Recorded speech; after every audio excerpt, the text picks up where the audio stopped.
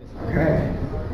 This will work exactly the same way as the last time. I prompts them each 30 seconds to do an intro. I guess we should do my little number game here to figure out who wants to go think of a number. Okay.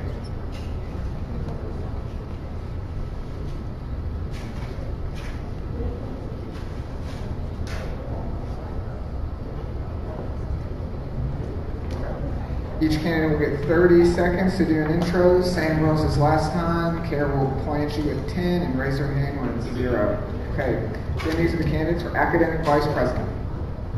Begin. Alright, can you guys hear me? Yeah, make sure you all talk into the mic because we want to make sure that we're also simulcasting it, so for all those cool people that are at home right now watching this, that they can hear you. Thank you. Go for it. Alright, before I introduce myself, I'd like to thank you guys for coming out once again. I know all of us on Cardinal Revolution really appreciate your curiosity, and we are more than happy to tell you guys our platform. But moving on, my name is Justin Ramel. I'm a sophomore here at the University of Louisville. And I couldn't be happier to announce that I'm running for academic vice president with Cardinal Revolution. Some of the initiatives that I look forward to taking charge of with AVP are broadening the scope of classes that are covered by the REACH program, extending the broadcasting of student study abroad opportunities, and increasing the availability of Blackboard help from teachers to students. So that's, yeah, I'll talk more about that. Thanks. Hello everyone. Thank you all for coming out as well. I really appreciate this. This is new to me. I'm new to this, so here we go. My name is Jordan Coleman. I'm a junior accounting major, finance minor. I'm ready to represent the AVP position on the I-League Blue Slate. I was very honored when AJ Bucci asked me to join the team. I feel like I can bring a lot to the table even though I don't have the experience. I'm a passionate student that's dedicated to hearing what other students want on campus and their concerns. As a Porter Scholar and a Connect Mentor and other positions on campus, I know and I hear the voices of many students and their needs. I'm a very relatable and approachable person. I hear a lot of needs from residents in my dorm hall at UTA. I want to propose more of like cooperations with the students and other organizations on campus. I want to increase and enhance REACH opportunities. Thanks, and also Jordan. find extra fees. I'm going to cut you off. I have to. All right, Grant, you have 30 seconds. Good evening, everyone. First off, I want to thank you all as well for attending this year's SGA Top 4 debate. My name is Grant Ford, and I'm running for academic vice president for the Card Force slate. Throughout my time here at the University of Louisville, I've had a great opportunity to be involved in a vast number of organizations, from the Student Activities Board to the REACH Ambassador Program as well, alongside Morgan Jenny. Through these experiences, I've had the great opportunity to become involved with a variety of different faculty members and students in these organizations, which I believe will allow me to bring a different outlook to Student Government Association. Thanks, Grant. Grant, since you get to go last that time, I'll give you the first question. This question is for all of you. Currently, U of L's freshman and sophomore retention rates are around 78 and 68% respectively. What are your goals to help ensure that U of L continues to increase its retention rates? So a couple important things that I think that would allow us to do that is to keep encouraging students to become aware of the REACH program, the REACH tutoring services throughout the REACH Ambassador program, as well as the other great resources that we have at this university. As a tour guide on the campus, I've just being able to tell some of my friends about some of the resources they have, such as the Writing Center, even the library. Some of my friends aren't even aware of certain great resources like that. So I'm basically just raising awareness. I'm continually raising awareness to incoming students as well as current students. Thank you. Jordan, you have a minute? I believe also enhancing the REACH academic resources, that would be a really great thing to do. I know a lot of students come in and they feel like they don't really get the necessary treatment or proper, one-on-one time they need. I would also suggest the REACH ambassadors, getting that more well-known on campus, having more of a name. And I would also suggest the Connect Mentoring program. That's more geared towards African-American students, but I mean, I'm in that program and that's a really great way to connect the students with everything. We look after them, we check on their grades, we check on just socially wise, we let them know what's all going on campus and make sure they have the needs and proper resources to succeed here.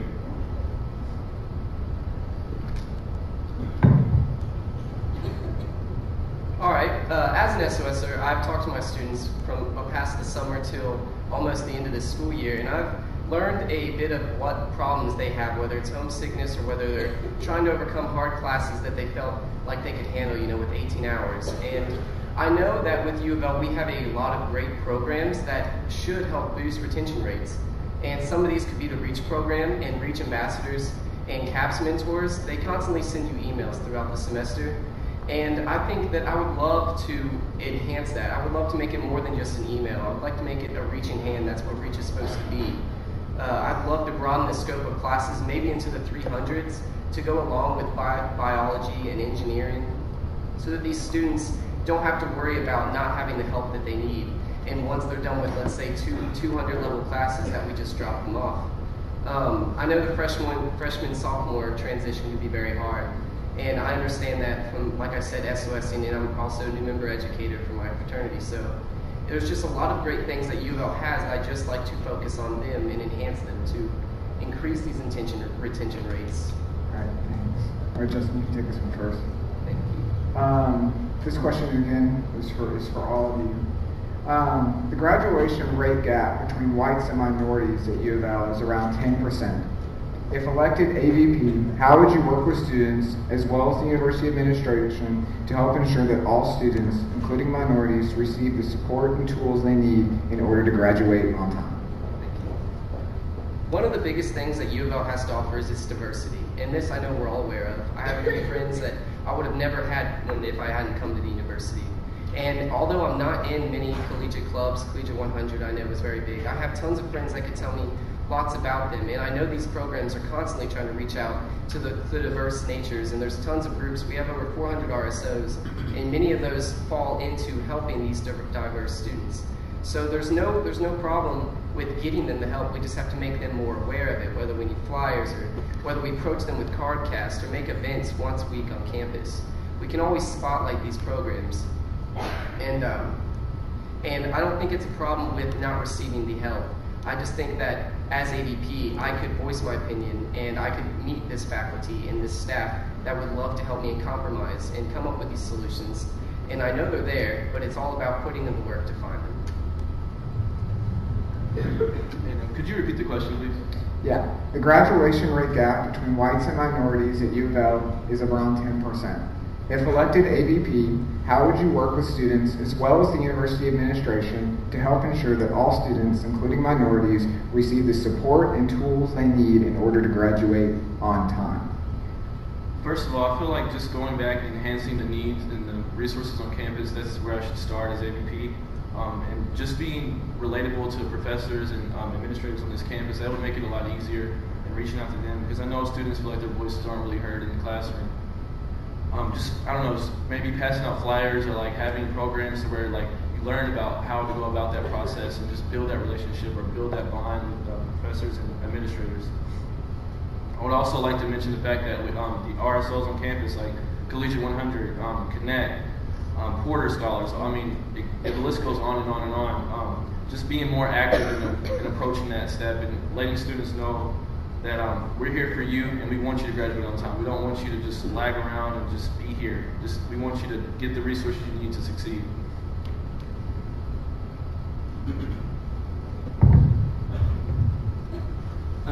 Kind of going off alongside of what both the Justin said.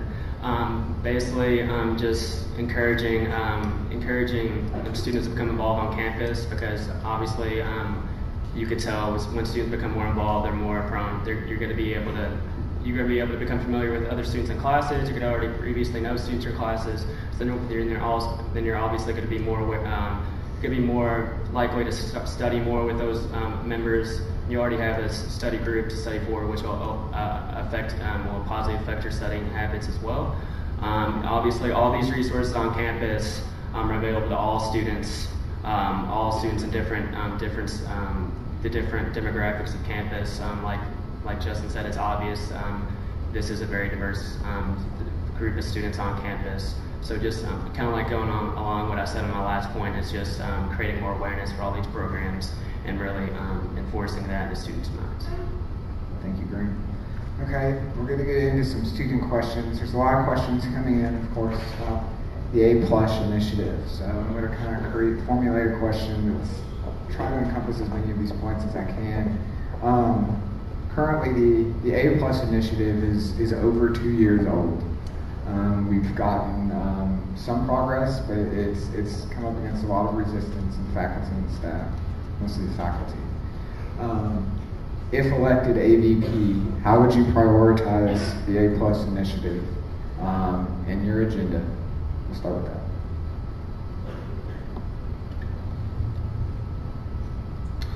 As Brandon said, the A+ initiative is an initiative that several of the past AVPs have really emphasized on in the past. I believe that if the A+ initiative does not pass this time, I feel like we've exhausted our resources. So therefore, it's time to emphasize other initiatives on campus, other problems on campus that students feel need attention, such as extending library hours, creating a reach center in this JV School of Engineering, creating online course evaluation forms that hopefully I'll get the time to talk a little about earlier to increase course evaluation completion rates. So other problems such as this, the A+ initiative is a very great initiative that the past AVPs have put in countless hours of work upon, but I feel like it's kind of time to move on if this go-around doesn't pass. Thank you. And I completely agree with that statement. This has been a problem over the past couple of years, and just first thing with our initiative as I lead Lou, just flipping the script, just getting away from wasting our resources and focusing so much attention on this. Maybe getting more enhanced Blackboard options, maybe integrity options, reach options, all that stuff is available for us, and we need to focus our time on that instead of worrying about this A+ initiative that's getting us nowhere, honestly. As AVP, I would strive my hardest and put my first foot forward on that and just try to achieve the goals that you all want. I hear the voices of students. Like I said, I'm in many organizations, and this is a growing problem. I just want to get away from this and just focus more of our time getting resources elsewhere on campus.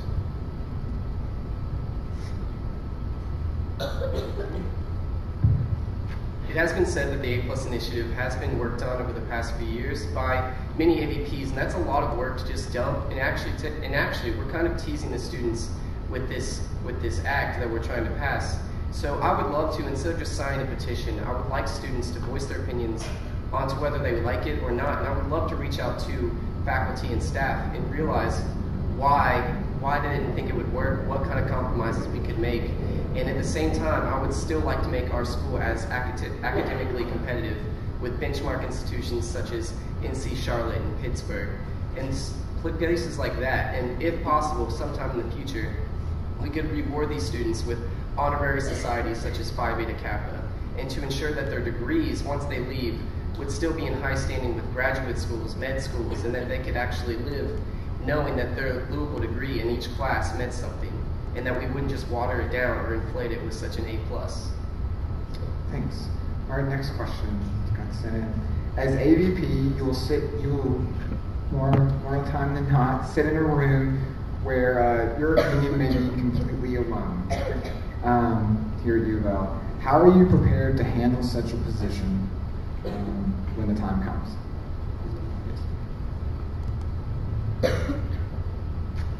Alright, I know that there are many different people at this university. Like we said, it's very diverse. There are many different opinions that most of the times, maybe sometimes, that these faculty will not just agree with me and I can't get any leeway. But I think the students need a persevering AVP that can drive and push for the best of the university, that these students, what they want or what they need, that those voices can't be not heard. They are paying a tuition that these faculty must listen to. And whether we come to a compromise, or if I have to use these leadership abilities and personality, that I actually have to talk to these faculty, whether for hours, I want to know that I put my time into getting these students' voices heard, and that their voices aren't just put on a wall, and that these faculty just run over with their own ideas and just disregard the Student Government Association's opinions. Because we are elected to these positions for a reason. And if we didn't voice the opinions of you guys in the crowd, I feel like this whole election would be pointless. I completely agree with Justin. From what I understand, it's important that you have to be aggressive in those relationships with faculty members, and I believe that someone like me that will fight for you students is very important. I feel like we have a team that's equipped with great leaders. Like AJ is a great leader. We're a great team that can see the needs of you all, and just bridging that gap and sitting down with people that maybe don't really want to listen to what we have to say, but having your back and having your support in that situation will definitely help us all succeed and just make the connections that we need to solve the problems and find solutions to continue to be a great campus.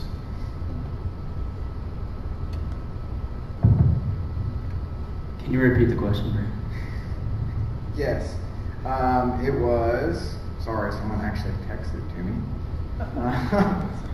Sorry, talking's not doing great. As AVP, many times you will sit in a room where your opinion may be alone. How are you prepared to handle such a situation? Yes, I could actually already kind of relate to this situation as chapter president of my fraternity. I feel this exact way, ironically, quite a bit of the time. Making the right decision that's in the best interest of the organization as a whole, whether it be just acting as the student voice, making the student's voice relevant, and making sure that it is being heard on campus, whether by faculty members, no matter how high or low they are on the totem pole. So basically just kind of like doing like what I currently do in other organizations, other positions. I'm having that perseverance and persistence to carry out the voice that's very important in my heart and all the university's hearts as well. So just making sure that voice is heard on campus. All right, one more question. I'm not a graduate student, so I have a lot of vested interest in these graduate questions. So here's another one. All of you have focused on initiatives for undergraduates, but graduate professional students have very different academic needs than the undergraduate population. How will you engage the graduate and professional group to determine their needs, and what will you do to ensure that their needs are met?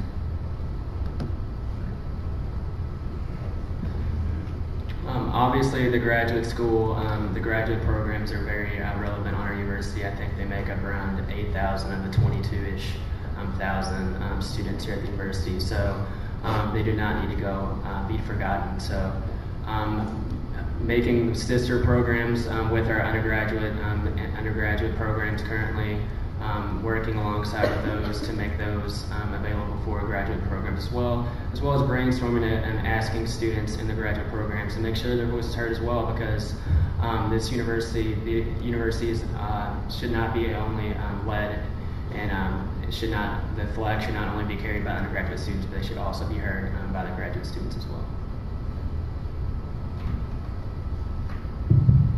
I believe we definitely shouldn't exclude anyone in this campus, and graduate students as well. They have a voice, as you said, and just working alongside our slate members and the SVP, just trying to combine ideas and maybe ask the graduate students what they need, what their concerns are, what's their major issues that's conflicting with them, and just kind of coming together, putting a plan together, and actually enforcing that plan and being persistent and hearing, making their voices heard. I know they would appreciate that greatly. I know Evan mentioned the Humana Gym. That would be a great thing to open up and just get them more academically involved, just more motivated to working out, just stay motivated, stay in the gym, and just working alongside our slate members. That's something that we can definitely put together, and I can see that as a possibility.